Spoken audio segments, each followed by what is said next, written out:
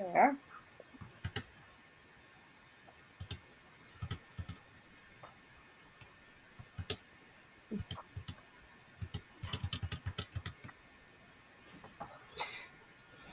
Hi, everyone. Thank you for joining me today to talk about hormones and the role of it in weight management.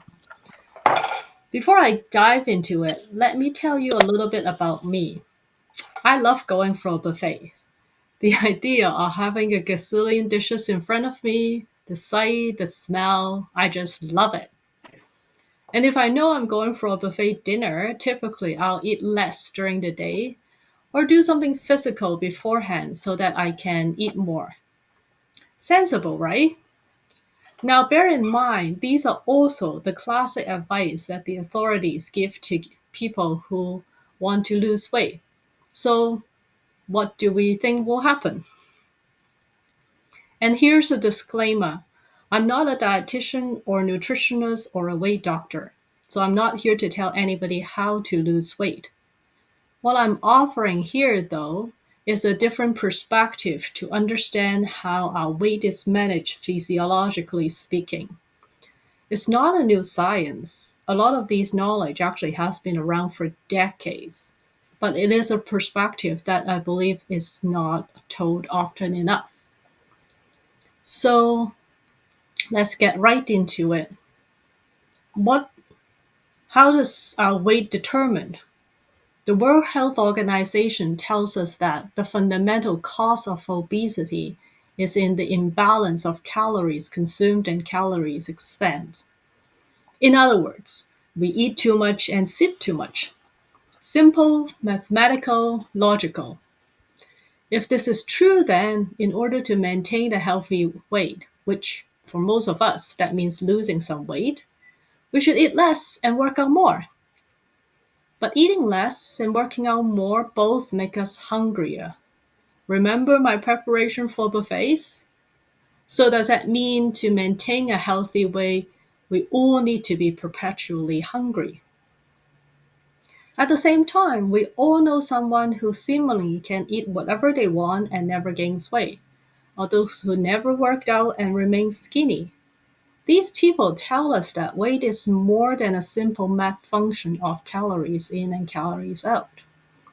So, one theory that I would like to talk to you more about tonight is that hormones really is an important factor when it comes to our weight management.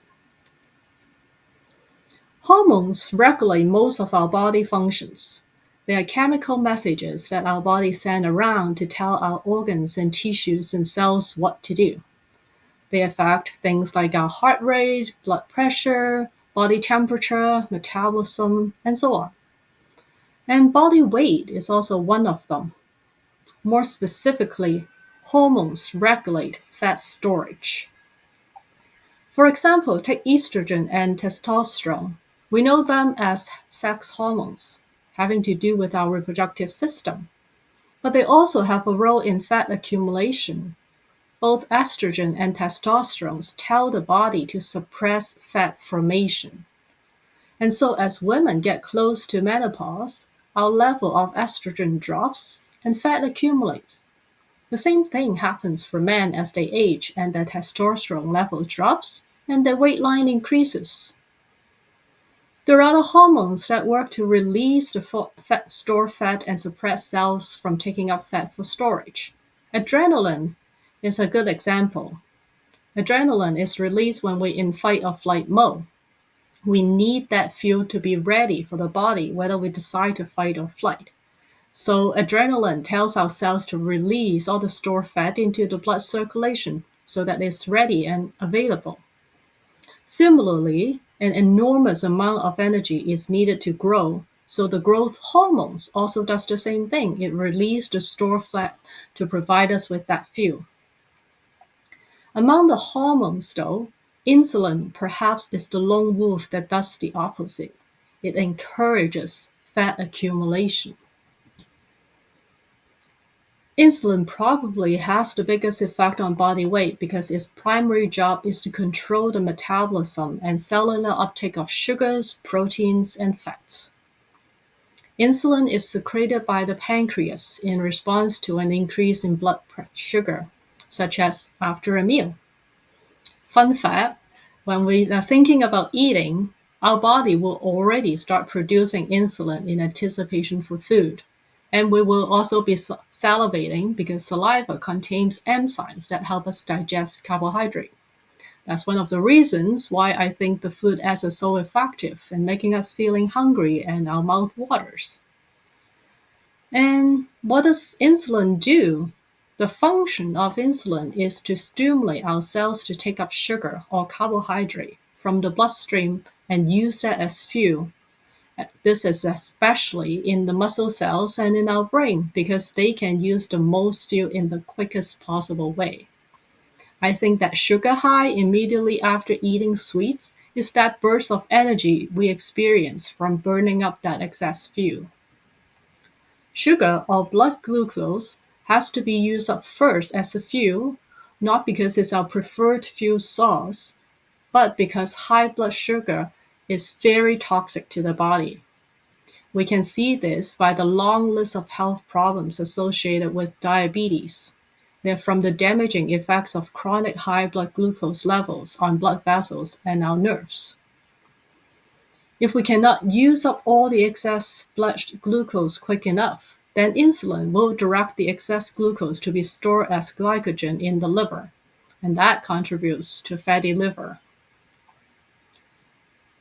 Because our body is trying to use up as much blood glucose and in the quickest way possible, the other main function of insulin is to prevent the breakdown of stored fats.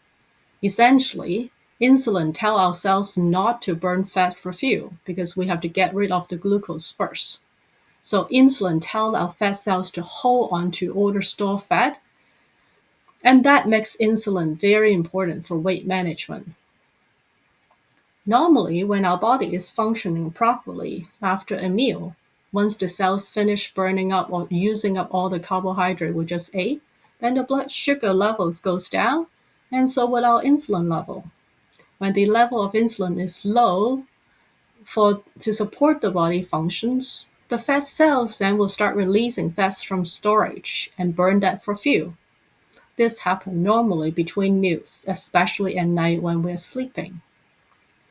Our body really is an amazingly intricate ecosystem that is highly adaptive to changes when we're healthy. Our hormone levels are constantly adjusted via negative feedback loops to make sure that everything works the way it's supposed to. These systems allow us to switch seamlessly between burning carbohydrate or fat as fuel, depending on the availability of food. If carbohydrate is available, then we burn the carbohydrate and store fat. When there's no carbohydrate around, then we burn all the stored fat. So it makes sense that any problems with hormone regulation would result in excess weight. So what does this tell us? This tells us that weight is not just a function of how much we eat, but also what we eat and when we eat. With meals that are high in sugar and carbohydrate, our insulin will go up until all the excess blood glucose has been dealt with. If we also consume sugar in between meals, such as in sodas or dessert, then the insulin level will remain high for long periods of time in response. That means our cells are hogging fats for long periods of time and not burning them for fuel. Over time, our cells become resistant to insulin. They just can't deal with being constantly bombarded by that high insulin level anymore. They just tune it out. It's kind of like when there are constant loud noise in the background, we eventually learn to tune it out for our sanity. Because the cells are now ignoring the insulin, and if we continue to eat lots of carbohydrates spiking our blood glucose, then, and remember, high blood glucose is very toxic. So our body, in an attempt to try to cook, the pancreas will produce even more insulin.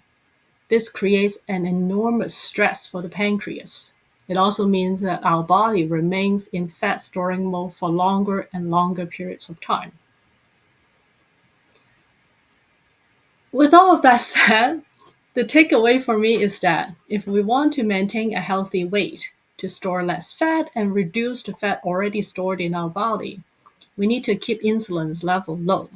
And the good news is we can do this by choosing what and how we eat. We can keep insulin levels low by reducing the amount of carbohydrate in our food. This means cutting out bread, pasta, rice, dessert. These are the obvious carbs. I recently saw this term vehicle food. That was, I thought, quite funny. There are sugars also in drinks like sodas and energy drinks or alcohol.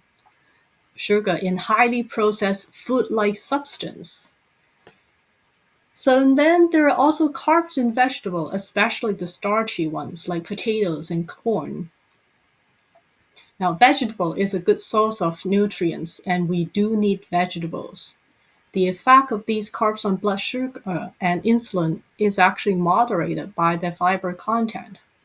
The hard to digest fiber make it harder for us to get to the carb, so our insulin doesn't tend to spike as quickly as eating pure sugar.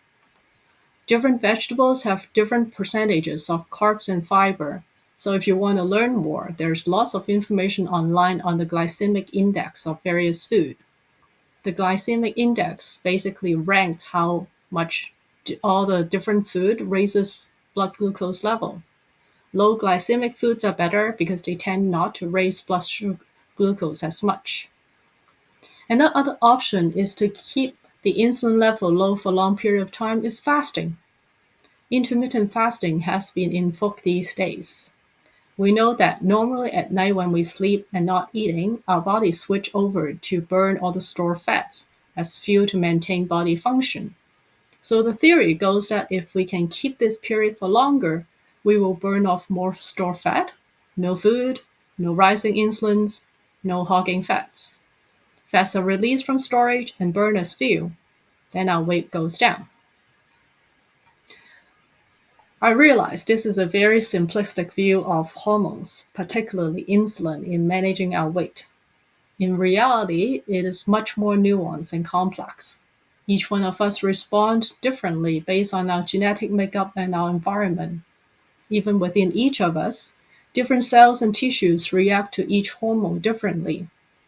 But I think this is a piece of puzzles that we don't often hear enough when we talked about weight management, and it is something worth considering. Here I have some information, additional information. If you're interested in the topic, these are some of the books that I would suggest to read. So, any questions, comments? I'll stop the recording.